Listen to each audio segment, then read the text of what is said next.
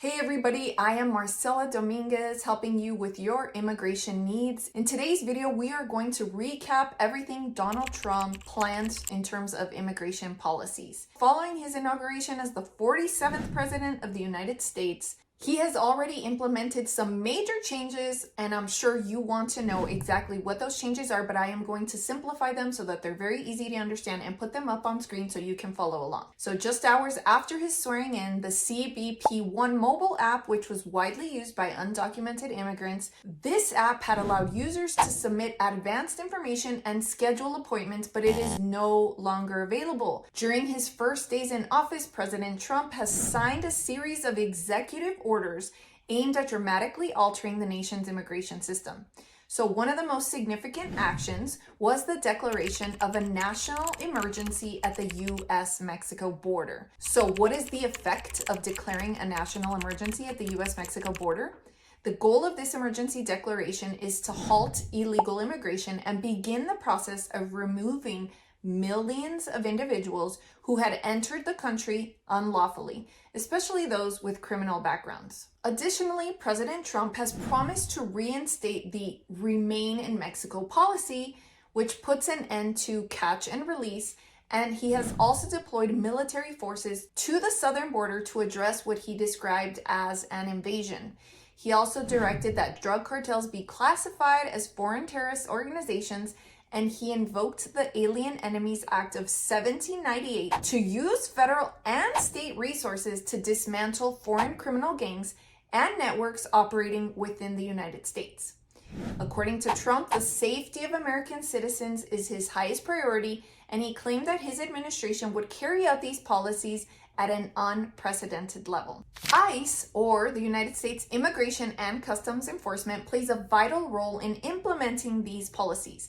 The agency's primary responsibility is to identify, detain, and remove individuals who are in the country unlawfully. ICE officers target individuals who are violating immigration laws, including those who pose a threat to national security or who have committed crimes. They operate across the country, so no state is immune, and they work to ensure that those in the U.S. illegally are held accountable. Since the making of this video, there have been raids in cities like Chicago, New York, Denver, and Los Angeles. Approximately 1,000 people have been arrested since the making of this video. But I want to ask you, the viewer, something. Do you think President Trump's plans will go without challenges? You see, his plans do potentially face logistical challenges. There are questions about how to create enough detention space and fund deportations, and some of those issues and answers remain unanswered. Critics argue that there is a lack of detail about how such a massive operation would work.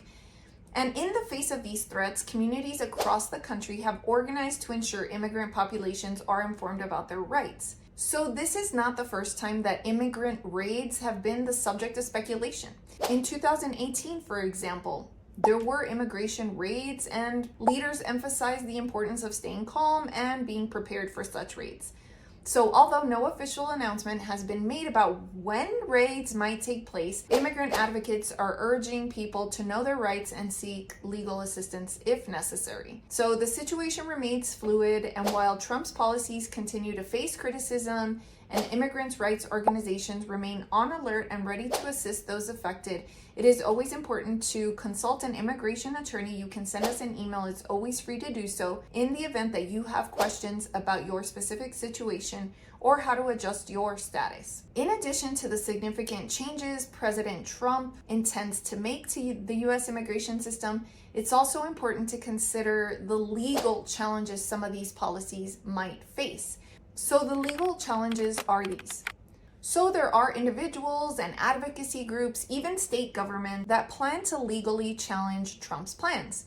One of the primary legal challenges that could arise involves the executive orders aimed at halting illegal immigration and expanding enforcement measures. For instance, the decision to declare a national emergency at the southern border could be contested on the grounds that it oversteps presidential powers. There have been arguments that such an emergency declaration violates the separation of powers. Why?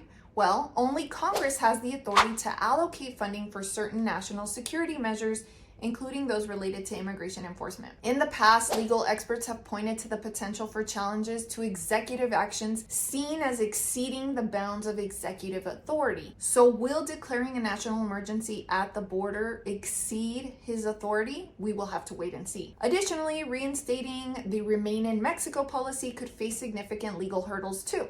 The policy forces asylum seekers to stay in Mexico while their cases are processed, and this has been previously challenged in courts. There are critics that argue that it violates international human rights obligations and places individuals in dangerous conditions while they await hearings. Any attempt to revive or expand this policy could face legal battles, particularly from advocacy groups who argue that the policy unfairly impacts asylum seekers and refugees. What about mass deportation efforts and the targeting of sanctuary cities? That could also be the subject of legal opposition. President Trump has promised to withhold federal funding from sanctuary cities, but this policy has been challenged in court, with some judges ruling that such actions violate the Constitution, particularly the 10th Amendment, which protects states' rights. Any further attempts to target sanctuary cities could once again lead to lengthy legal battles over the balance of federal and state powers. Then we have the classification of drug cartels as foreign terrorist organizations, which could also face legal scrutiny. This designation gives the US government more authority to act against such groups, including freezing assets and limiting their operations within the United States.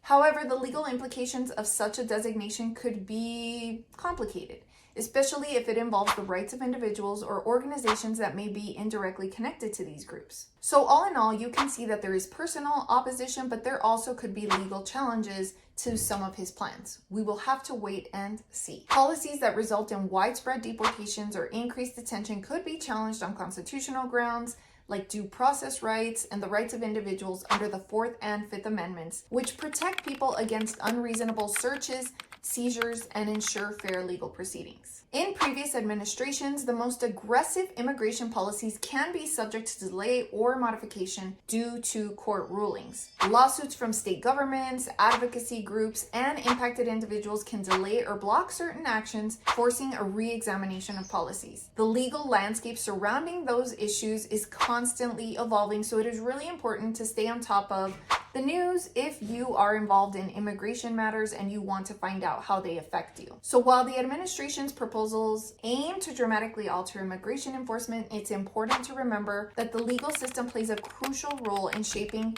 how and whether these policies can be fully implemented. It's likely that in the coming months and years, we will see legal battles over these issues, with the courts determining the constitutionality and fairness of many of these policies. If you find yourself in a particular immigration situation and you need some legal guidance, please make sure to send us an email. It is always free to do so. If this video was helpful, please make sure to hit subscribe and tell us in the comments which immigration policy concerns you the most and whether you think it will face any legal challenges or it will be smooth sailing for Donald Trump. Wait. Discounted immigration services? If you want to find out how to receive discounted immigration services, make sure to send us an email, which is listed down below in the description.